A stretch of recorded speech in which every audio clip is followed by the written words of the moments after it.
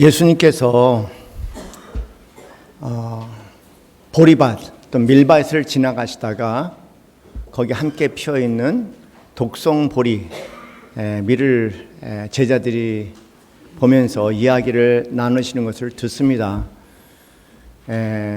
그리고 저 독성보리를 뽑을까요? 라고 얘기했더니 예수님께서 뽑지 말고 때가 되면 모든 일들이 정리될 거라고 말씀하십니다.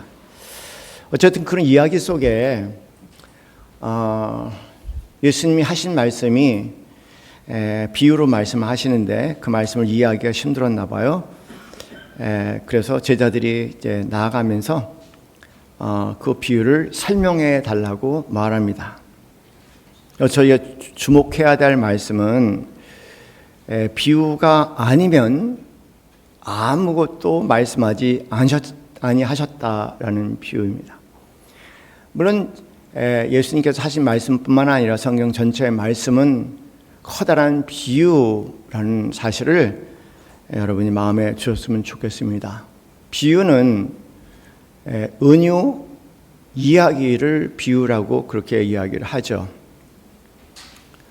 성경이 비유 이야기, 은유 이야기일 수밖에 없는 것이 성경은 이 땅에 존재하는 모든 물질적인 것을 통해서 보이지 않는 하나님의 나라, 영적 세계를 드러내는 그런 과정이기 때문에 그 자체를 비유로 은유로 쓰실 수밖에 없다는 사실에 대해서 말씀하시면서 여러분 다시 한번 우리 자신이 은유란 세계에 눈을 열 수 있으면 그런 마음입니다. 은유의 세계에 눈을 열지 못하면 성경은 참 이해하기 어렵습니다.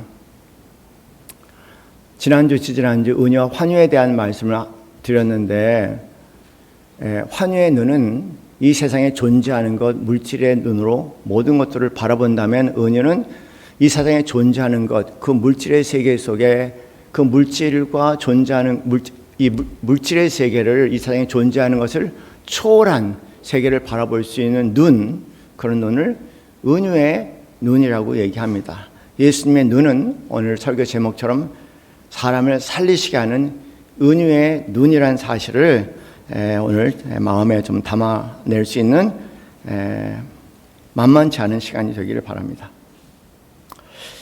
강소천 시인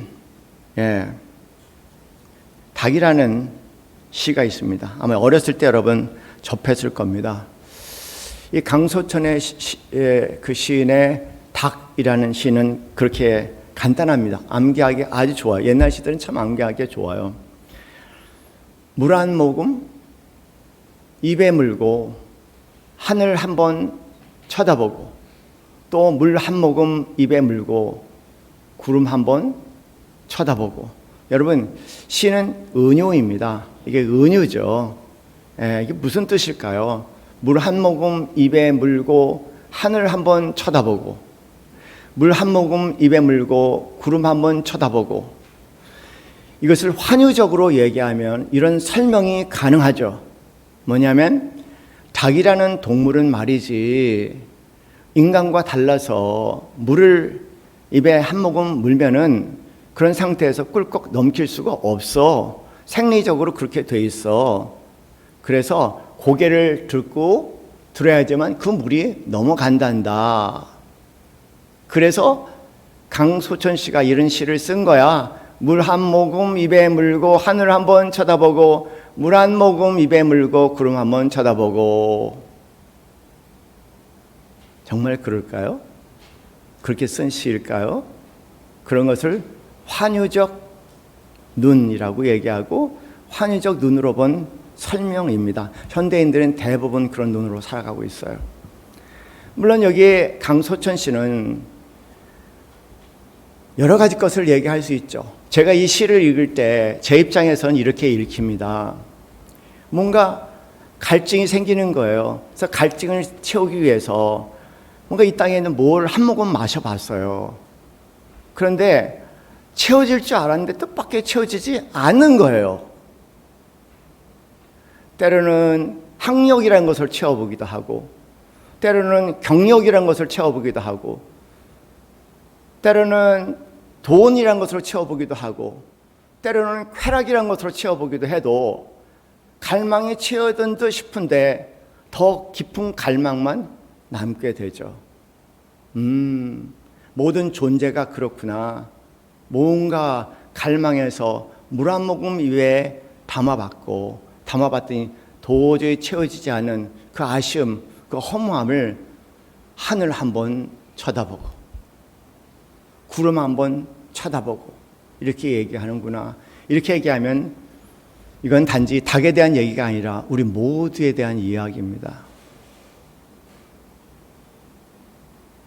이런 것을 이렇게 볼 수 있는 눈을 은유의 눈이라고 얘기하니까, 사랑하는 성도님들, 성경을 볼 때 그런 환희의 눈으로 성경을 보는 사람과 은유의 눈이 있어서 은유의 눈으로 성경을 보는 사람의 차이가 얼마나 클지 여러분 한번 상상을 해보시기 바랍니다.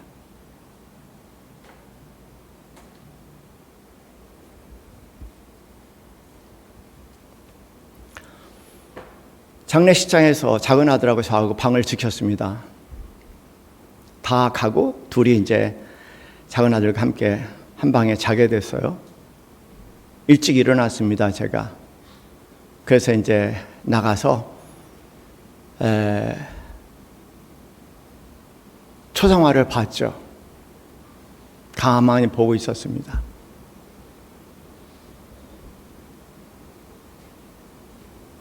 그리고 얘기를 하기 시작했죠. 자고 있던 작은 아들이 깜짝 놀라서 튀어나왔어요. 아빠, 누구하고 얘기하는 거야? 뭔가 스산했나 봐요. 놀라서. 저희 초상화하고. 어떻게 초상화하고 얘기를 해? 너에게는 이모라는 초상화, 고인 초상화일지 모르겠지만 나에게는 그냥 그런 고인 초상화가 아니야. 그분과 함께 했던 많은 이야기들이 여기 있고, 그리고 그 이야기를 넘어서 지금은 하나님 품속에 참 거친 세상 마치고 하나님 품속에 그 환영한 그분에 대한 이야기지. 어렵고 힘든 생활을 살면서 남들은 이해할 수 없는 이야기를 하겠지만 나는 이분을 바라보면서 참 위대하다고 얘기했고, 당신의 삶이 존경스럽다고 얘기했고, 결국 내가 지나갈 과정을 당신은 여기까지 왔으니까 부럽다고 얘기했고, 그리고 하나님 품에 있으니 얼마나 좋으세요. 그런 얘기를 나누고 있었어. 그랬구나. 나는 깜짝 놀랐어. 그렇게 얘기하더라고요. 우리 아들은 초상화죠. 물질이죠. 환희의 눈으로 봤으니까 그럴 거예요. 그러니까 귀신이 왔다고 생각할지도 몰라요. 저에게는 그 초상화가 아닙니다. 그 초상화는 과거와 그리고 현재와 그가 가신 그 모든 세계까지, 내 입장에서 미래까지 다 포함된 초상화죠. 그 초상화는 내 마음의 세계와 그분의 마음의 세계, 내 영혼의 세계와 그분의 영혼의 세계를 잇는 교량이었습니다. 그런 눈으로 볼 수 있다면 그런 눈을 은유의 눈이라고 얘기합니다. 은유의 또 다른 표현은 인터페이스라는 말을 씁니다. 인터페이스, 인터라는 말은 사이란 말이고, 페이스란 말은 얼굴이라고 번역도 되지만 얼굴 면이라고 번역되기도 하고, 그 다음에 세계라고 표현을 하기도 하죠. 이 사람의 세계가 있고 이 사람의 세계가 있고 이것의 세계가 있고 저것의 세계가 있는데, 이 인터페이스를 통해서 이 세계의 사람이 저 세계에 있는 사람과 마음을 소통하게 되는 것을 인터페이스라고 얘기를 합니다. 여러분 컴퓨터 쓰셔서 다 아실 거예요. 컴퓨터 자판은 인터페이스입니다. 내가 마음이 있어요. 나라는 마음이 그 뜻과 생각이 있습니다. 컴퓨터가 있어요. 그 안에는 엄청난 일들이 벌어지고 있습니다. 컴퓨터는 양자역학에서 만들어지니까 여러분 양자역학을 몰라도 여러분 자판을 통해 여러분의 마음과 생각을 자판을 통해서 집어넣으면요, 그 자판을 통해서 입력된 정보들이, 데이터가 이 엄청난 컴퓨터 안으로 들어가서 여기 양자 세계를 돌고 여러분 화면으로 그 결과물을 보여줄 때 여러분 보는 거예요. 그런 면에서 나는 자판을 통해서 이 세계와 교감을 하게 되고 또 이 세계는 화면을 통해서 저와 교감하게 되니까 그러면서 자판은 인터페이스고 화면도 인터페이스죠. 은유는 그와 같이 이 세상에 존재하는 것을 통해서 존재하지 않은 세계로 우리를 인도해 주는 것이 은유입니다. 그러니 예수님은 은유를 쓰실 수밖에 없죠.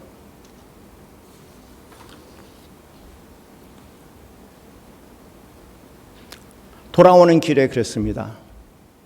그 돌아온 지역이 자연장에 장례를 마치고 돌아온 주희가 너무 자연이 좋았어요. 그래서 차 타고 오면서 차 타기 전에 큰 나무 곁을 지나가면서 중얼중얼 거렸습니다. 너는 여기에 있으면서 얼마나 많은 장례 일정을 보았냐? 얼마나 많은 가족을 보았냐? 오래된 그런 장지이기 때문에 수십 년 그 수많은 사람들 봤을 것 같다. 마음도 아팠겠고 때로는 깊은 연민도 느꼈겠고 그리고 수많은 사람들 지나가면서 하는 얘기도 들었을 거고 그리고 또 그런 면에서 어느 인간도 담아낼 수 없는 수백 년 된 지혜를 너는 담고 있을 것 같다. 그대는 나보다 지혜롭고 위대하다. 봄, 여름, 가을, 겨울 맨몸으로 지낸 너는 봄, 여름, 가을, 겨울 때마다 옮겨 다니는, 입고 다니는 나와 또 다른 세계에 있으니 당신이 그대가 나보다 더 지혜롭고 낫다고 얘기할 수밖에 없겠네요. 그리고 혼자 중얼중얼거리고 있으니까는 우리 아들이 또 시작이세요. 그래. 최소한도 예수를 아는 사람들은 그 정도의 눈은 갖고 있지 않아야 될까?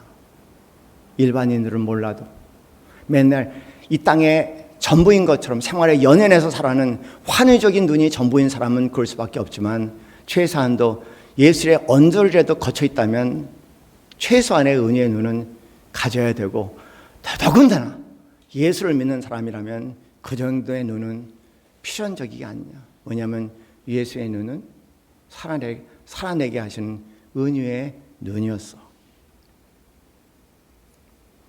정현종 시인의 여러분의 소개한 시예요. 방문객이라는 시가 있습니다. 방문객은 그 용어 자체는 특정한 장소를 찾는 낯선 사람을 이야기합니다. 그냥 가정에서는 손님, 맞이해야 할 손님이라고 얘기할 수 있겠고 관람객이라고 얘기할 수 있겠고요. 또는 이용자라고 얘기할 수 있겠죠. 유튜버들은 이용자들이 좋아요만 올리는 것을 매일매일 고대하면서 울고불고 난리를 치겠죠. 다들 방문객입니다. 단지 방문객으로 본다면요. 단지 명사로만 본다면 방문객이란 명사로 본다면 그건 환희의 눈으로 보는 것이 전부일 겁니다. 그러나 시인은 시인답게 은혜의 눈으로 방문객을 보고 있습니다. 사람이 온다는 건 실은 어마어마한 일이다. 그는 그의 과거와 현재와 그리고 그의 미래와 함께 오기 때문이다. 한 사람의 인생이 오기 때문이다. 이런 자세로, 이런 마음으로 사람을 볼 수 있으면 어떨까? 과연 이런 자세와 마음으로 사람을 보는 사람들이 얼마나 있을까? 다들 자기 생각에 갇혀서, 자기 할 일에 갇혀서, 자기 의무에 갇혀서, 자기 세상에 갇혀서 대할 수 있지만 이렇게 볼 수 있는 사람은 과연 얼마나 될까? 그리고 시인은 계속 얘기합니다. 부서지기 쉬운, 그렇죠?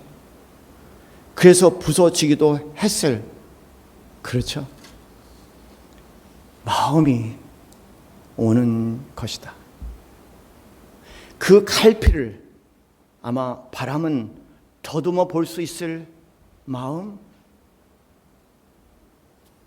내 마음이 그런 바람을 흉내낸다면 필경 환대가 될 것이다. 제가 뜻밖의 그 초상 앞에서 용서를 빌었죠. 다 알지도 못하면서 판단했던 저를 용서해달라고 빌었습니다. 다 알고 나니 판단할 대상이 아니라 환대할 사람이 아니었을까 생각하며 너무 괴로워서 나는 용서를 받아야 할 사람이라고 생각할 내가 오히려 그에게 용서해달라고 고백했습니다. 그냥 방문객, 그냥 고인, 그냥 초상화가 아닙니다. 하나의 존재, 과거, 현재, 미래를 가지고 있는 인격체, 생명 있고 숨을 쉬며 살아있는 교감의 생명체, 그것을 볼 수 있는 눈을 은유의 눈입니다. 동토같이 얼어붙은 그 대상을 녹이고 숨결을 불어넣어 생명이 되게 하셔서 다시 살게 하는 그 눈, 그 눈을 은유의 눈이라고 합니다. 은혜의 눈을 가진 사람들은 놀라운 관계의 장소로 들어가기 시작하는 것 같아요. 은혜의 눈을 가진 사람들은 깊은 만남이 가능하고 깊은 만남에 그 어디에서 경험할 수 없는 관계의 장속으로 돌입하기 시작합니다. 그래서 이 시인은 필경 환대라고 얘기했습니다. 또 다른 시가 있습니다. 대추 한알. 이 시도 여러분에게 몇 차례 소개해 준 시예요. 환희의 눈으로 본다면 붉은 대추, 먹음직스럽게 익은 대추 한알, 아 먹으면 맛있겠다. 욕망의 대상이 된 대추 한알이겠죠. 현대인들 모두가 가지고 있는 환희의 눈이겠죠. 그래서 세상은 더욱더 불행해집니다. 그런데 장석주 시인은 은혜의 눈으로 이렇게 얘기합니다. 적의 저절로 붉어질 리 없다.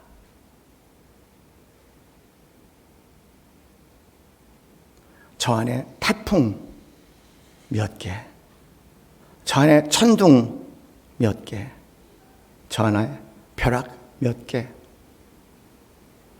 여러분 대추꽃을 보신 적이 있는지 모르겠지만 대추꽃이 떨어지고 작은 대추꽃이 떨어지고 작은 열매가 맺히며 푸른 대추가 붉은 대추가 되기까지 봄, 여름, 가을을 거치며 태풍도 담겨져 있고 한여름에 천둥도 들어가 있고 한여름에 벼락도 몇 개 당연히 들어있겠죠. 그리고 시인은 계속 얘기합니다. 저게 저 혼자 둥그러질 리는 없다. 그렇죠. 둥글다. 그냥 대추의 둥그스러운 모습을 얘기한다면 아주 환희적인 눈일 거예요. 그러니까 조금이라도 은유적인 눈이 있다면 둥글다는 것이 뭘 얘기할까요? 응원한 사람의, 응원한 인생의 각진 사람과 대비되는 또 하나의 인생을 얘기할 수 있겠죠. 저게 저렇게 둥그럴 일은 없다. 저게 저렇게 성숙한 존재가 될 일은 없다고 얘기합니다. 그러면서 그렇지, 그 안에는 무소리 내리는 몇 밤이 있었고 저 안에 땡볕 두어 달이 있었고 저 안에 초승달 몇 날이 있었기에 저렇게 둥그러진 것일 거야. 이 모든 표현 속에 성경적이 아닌 게 뭐가 있습니까? 그러면서 이렇게 얘기합니다. 대추야, 너는 세상과 통하였구나. 대추가 고립되어 있는 탐욕의 대추가 아니라 너를 통해 나를 만날 수 있고 온 세상을 만날 수 있고 함께 소통할 수 있고 교제할 수 있고 나눌 수 있는 기쁨의 창이라고 얘기를 합니다. 그런 눈을 가진 사람이 예수 믿는 사람들 중에 얼마나 있을까? 그러니 오랜 신앙생활을 해도 그런 환희의 눈으로 보는 예수는 결국 물질, 유물론, 때로는 윤리밖에 되지 않겠죠.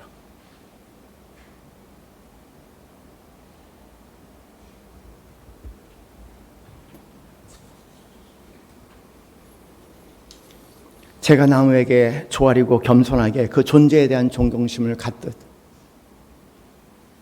대주 하늘에 그런 마음을 갖는 장석주 시인의 모습을 보고 낯선 방문객, 경계 대상의 방문객이 아니라 환대할 방문객으로 만난 것처럼 예수님은 우리를 이용의 대상과 활용의 대상과 사용의 대상으로 보시는 것이 아니라 그런 물질적인 환희의 눈으로 보시는 것이 아니라 예수님은 우리를 은혜의 눈으로 관계의 장으로 초대하시는 분입니다.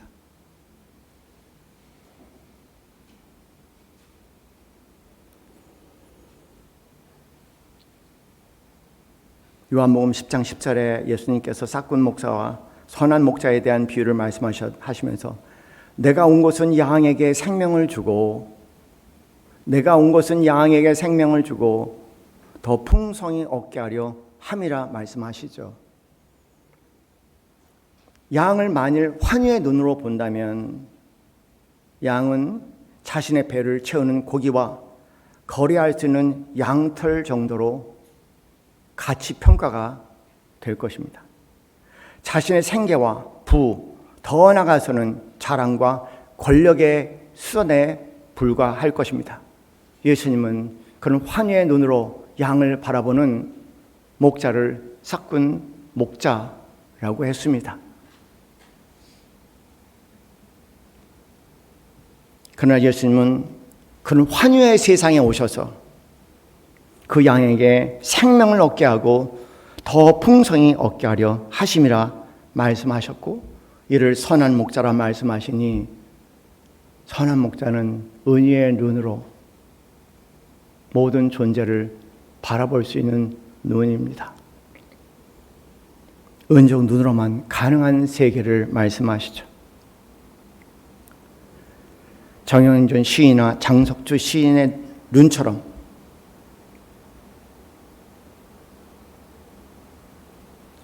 양에게 생명을 부여하고 살리고 살아있게 하는 눈이었습니다. 또 한편에 가장 놀라운 시라고 저는 생각합니다. 황홀할 정도로 놀라운 시라고 생각하는 시가 여러분 이미 제가 소개해드린 나태주 시인의 풀꽃이라는 시입니다. 아시죠? 여기 암송하고 계신 분 암송할 필요도 없어요. 조금만 느끼면 저절로 암송이 되는 시입니다. 풀꽃 아시는 분을 함께 해봅시다. 풀꽃 자세히 보아야 예쁘다. 오래 보아야 사랑스럽다. 너도 그렇다. 얼마나 놀랍습니까? 난 전 세계 이런 시는 처음 봤어요. 이렇게 짧게 암기하고 싶고 느끼기 쉽고 놀랍게 깜짝 화들짝 놀라게 하는 시는 처음 본 것 같아요. 풀꽃, 여러분 풀꽃이 뭡니까?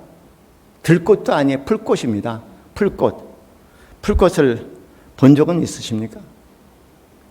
하도 미미하고 하도 미미해서 눈에 띄지 않아서 그냥 스쳐가는 꽃이 풀꽃이에요. 아주 작죠. 안개꽃 같아서 안개꽃이라는 이름도 참 신기한 것 같아요. 어쨌든 풀꽃, 안개꽃 같은 풀꽃, 누구의 시선에도 돌아오지 않고 그 누구의 눈에도 그 존재감을 인식할 수 없는 미미한 풀꽃입니다.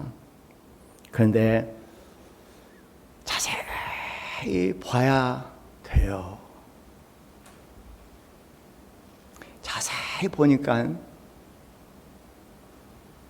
오, 예쁘다. 자세히 봤어요. 야, 작지만 그 아름다움, 예쁨은 다 품고 있네. 와, 경외감을 줍니다. 눈을 뗄 수가 없어요. 그래서 오래 봤습니다. 그런데 또 다른 세계가 열리는 거예요. 아, 사랑스럽다. 모든 것이, 우리 문화는 너무 비극적이에요. 빨리빨리 많이 알아야 되고 빨리빨리 해야 되는 문화에서는 존재하지 않는 세계, 빨리빨리 많이 알아야 되는 세계는, 더 많은 데이터를 추구하는 세계는 환유의 세계입니다. 그 세계에 우리는 이골이 젖어서요, 은유의 세계를 잃어버리고 까맣게 잊어버렸어요. 그러니 영적인 얘기를 하는 사람이 영적인 얘기를 하면서도 영적인 것이라는 것이 도대체 감지할 수 없는 불행한 존재들이 오늘 현대 기독교인들의 모습입니다.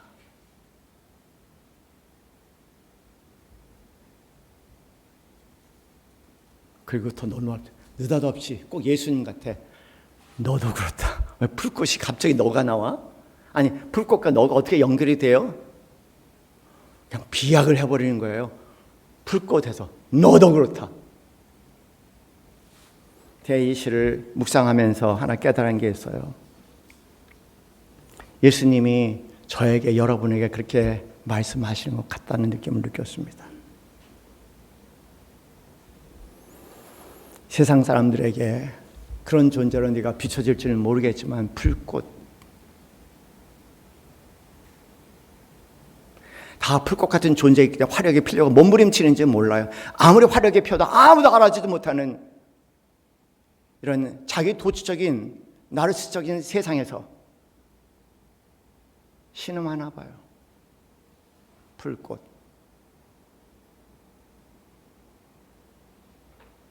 그 불꽃을 예수님은 자세히 보시는 것 같아요.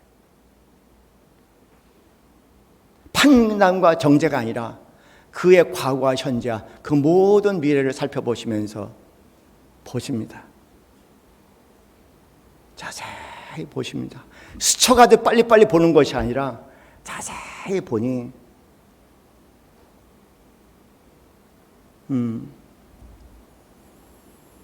예쁘다.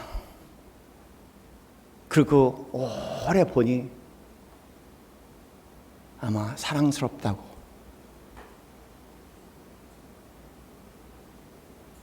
환희의 눈을 가진 여러분을 봐도 볼 수 없는 여러분을, 은혜의 눈을 가진 예수님은 여러분이 볼 수 없는 것을 보면서 생명을 부여하시고 살리게 하셔서 약속하신 대로 내가 양에 온 것은 생명을 얻게 하고 풍성히 얻게 하려 하심이란 이 약속을 이루셨습니다.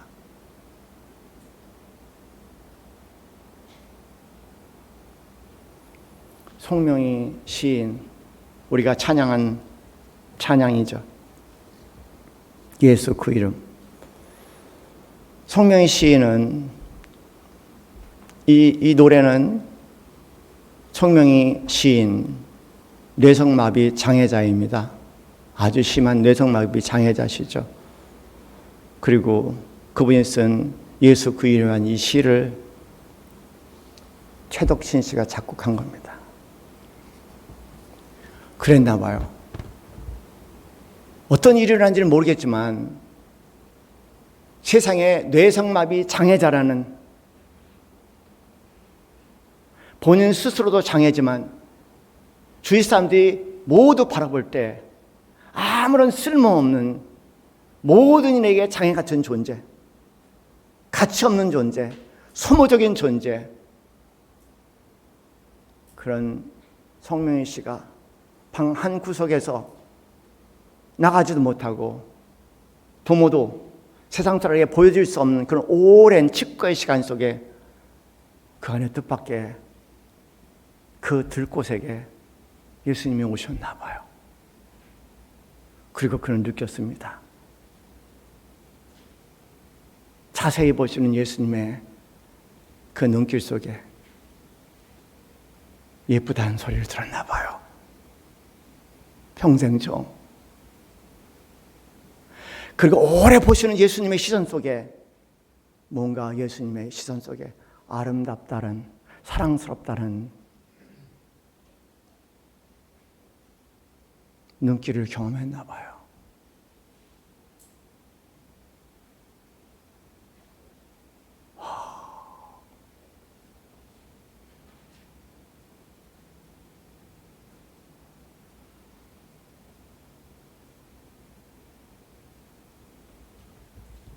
세상의 장애, 두턴거리 문제라고, 나의 존재가 누구에게 불행이 될 수밖에 없다고 탄식할 수밖에 없는 이 들꽃 같은 존재에게 예수님이 오셨나 봐요. 그 너무한 신비한 시를 써내기 시작했습니다.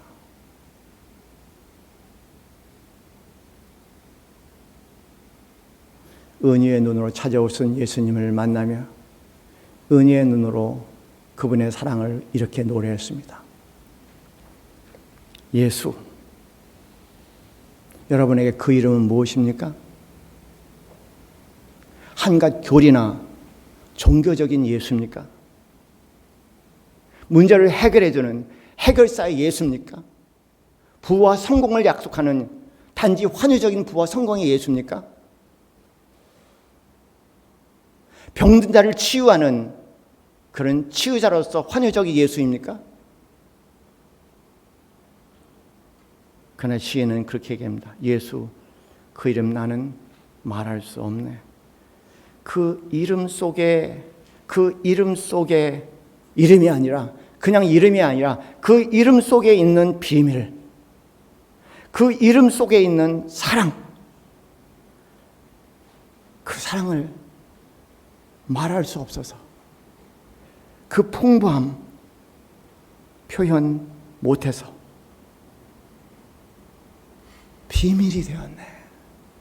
그 이름 비밀이 되었네. 사람들은 그 이름 건축자의 버린 돌처럼 버렸지만 한참 신앙생활을 하다가 교회를 떠난 분을 만났습니다.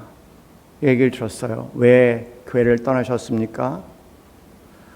제가 우울증으로 오랫동안 고생했는데 이 우울증을 치료해달라고 기도했는데 치료가 안 돼서 떠났어요. 이해가 될 수 있는 말이에요. 장례식장에서 뜻밖의 분을 만났습니다. 내가 언젠가는 시간을 내서 이분을 만나야 된대라는 마음의 짐으로 남아있는 분이 갑자기 마지막 날 찾아오셨어요. 깜짝 놀라죠.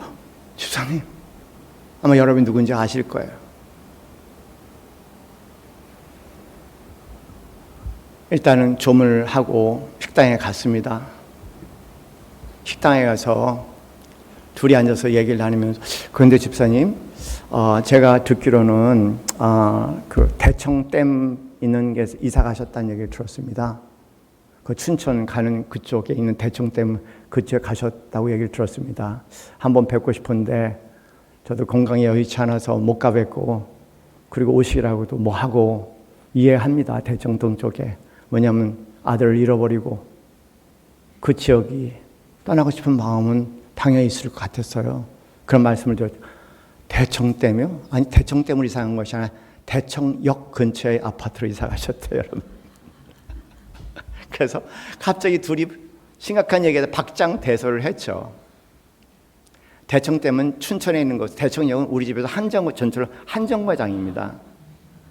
아이고, 그냥 대청역에서 이론역 한정거장에 먹었고 거기 폴밭에서 만나서 많은 얘기를 나눌 수 있었는데, 그러면서 서로 깔깔 웃었어요. 근황을 물었습니다. 어떠세요? 신앙이 약했던 그 남편 집사님이 생각이 난 거죠. 교회 안 다녀요. 교인들을 조롱하고 안 다녀요. 이해가 돼요. 우리 아들 살려달라고 그렇게 기도하셨는데 그 아들 거둬가신 하나님이 믿어지겠습니까? 그리고 그 아들, 그 하나님 믿으라고 계속 얘기하는 사람에 대해 살 수 있는 것이 분노와 조롱 외에는 뭐가 있겠습니까? 사랑하는 성도님들, 이런 것을 환유적 눈이라고 얘기합니다. 환유적 눈을 가지고 신앙하는 사람들, 성공, 부, 어떤 문제 해결사, 치유자, 그렇게 예수님은 갇혀있는 분 아니죠. 제발 그 비극적인 환희의 눈의 신앙에서 이제는 기도하시고 맹인의 눈을 치유하신 거 예수님처럼 은혜의 눈을 갖게 해달라고 새롭게 기도하시며 은혜의 세계를 살아낼 수 있는 여러분 되시기 바랍니다. 오늘 시는 그렇게 갑니다.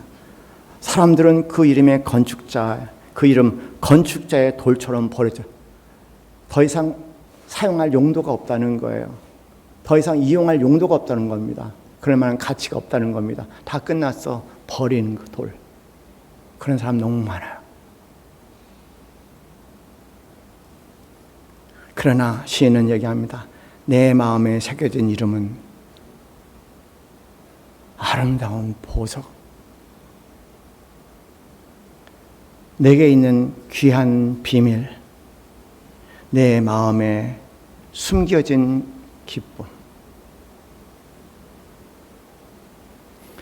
그냥 이름이 아니라 그 이름 안에 담겨져 있는 풍성함, 생명. 내 마음에 새겨진 이름은 아름다운 보석. 내게 있는 귀한 비밀, 내 마음에 숨겨진 기쁨이라고 얘기합니다. 성명희 시인은 어느 유명한 의사가 한참 이름을 날 때 찾아와서 제가 한번 치유해 보겠습니다 라고 얘기했습니다. 성명희 시인, 아니요, 나는 이대로가 좋습니다. 왜냐하면 여기에 숨겨진 보석이 있습니다. 여기에 내 마음의 기쁨이 있습니다.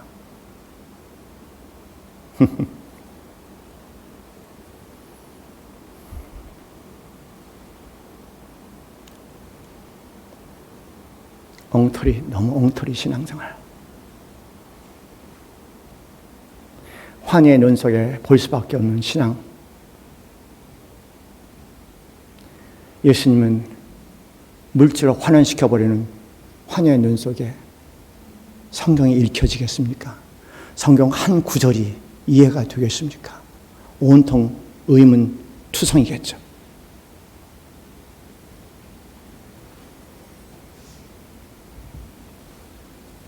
참, 이 시는 놀라운 비밀을 하나 숨기고 있는 것 같아요. 자세히 보니 예쁘다. 오래 보니 사랑스럽다.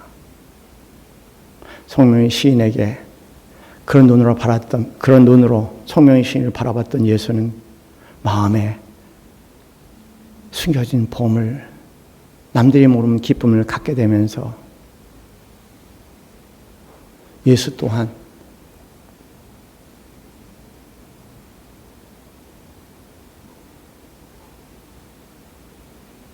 예쁘고 아름다운 분이라는 사실을 깨달은 것 같아요.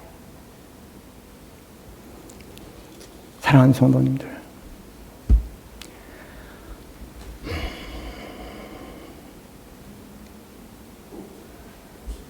거기에는 하나님만 계세요.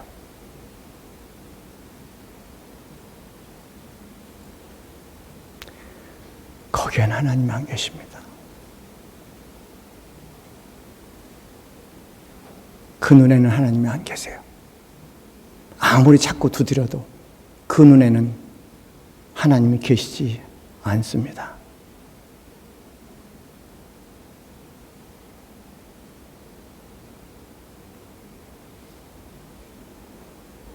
말씀이 문제가 아니라, 말씀이 이해되지 않는 것이 문제가 아니라 그 눈이 문제죠. 그래서 성경에는 장된 사람에 대한 많은 비유들이 나오고,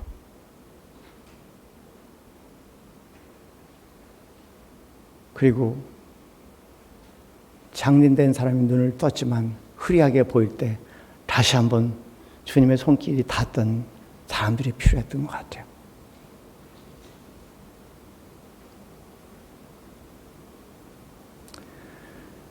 송명희 시인이 이 끔찍한 장애를 갖고 있으면서도 낫기를 거부하며 그 마음에 간직한 보물, 기쁨 누리시는 그날이 있기를 주님의 이름으로 간절히 축원합니다. 우리 함께 다시 한번 찬양하겠습니다. 예수 그 이름 나는 말할 수 없네. 한번 우리 자신을 생각해 보며 함께 찬양합니다.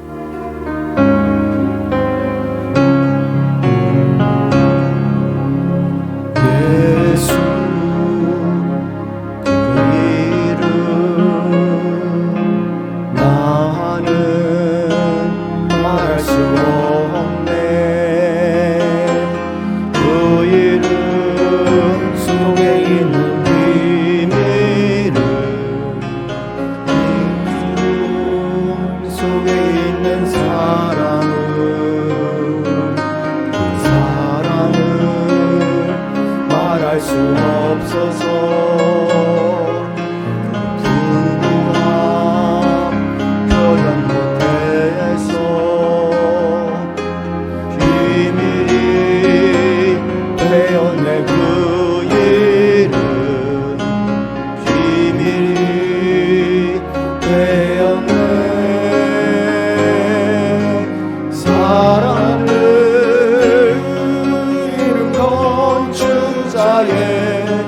어린 돌처럼 어렸지만 내 마음에 새겨진 이름은 아름다운 보석 내게 있는 귀한 비밀이라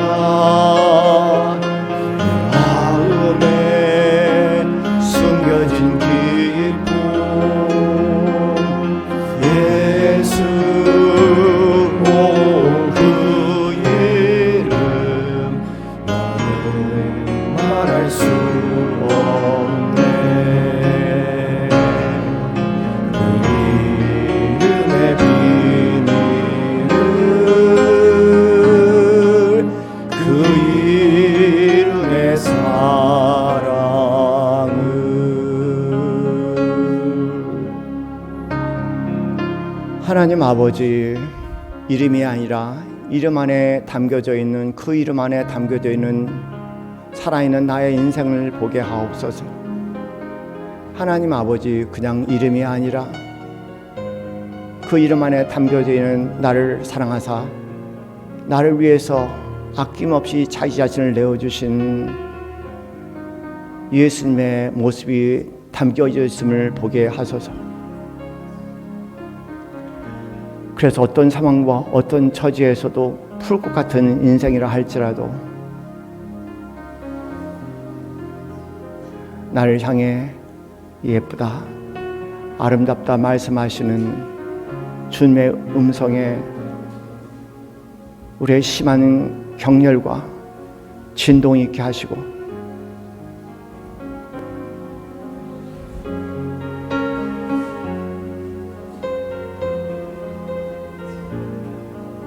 그 격렬한 진동이 내 삶을 움직이게 하고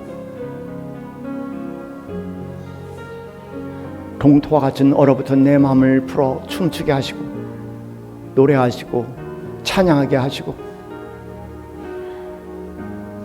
내 안에 잔잔한 비밀이 되게 하여 주셔서 요란한 꽹과리 같은 그리스도인의 삶이 아니라 그 비밀을 가슴에 담고 살아가는 잔잔하고 고요한 은밀한 향기가 되게 하옵소서.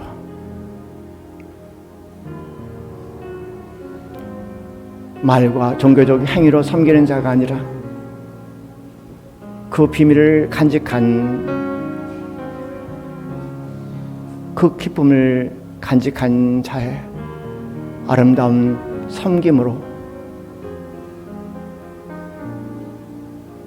온 세상을 살리는 그리고 살려내는 당신의 아들, 딸들이 되게 하옵소서. 이제는 우리 주 예수 그리스도의 그 크신 은혜와 하나님 아버지의 즉하신 사랑과 성령님의 교통교감하심이 나도 나를 영접할 수 없고 나도 나를 받아들일 수 없을 때 끊임없이 우리를 자세히 들여다보고 우리 모든 것을 이해하시며 오래 바라보시고 사랑스럽다 말씀하시는 주님 안에 새 하늘과 새 땅 속에 새롭게 살아가기 소원하는 이 자리에 있는 사랑하는 모든 성도들 머리 위에 지금부터 영원까지 함께 있기를 간절히 축원하옵나이다. 아멘.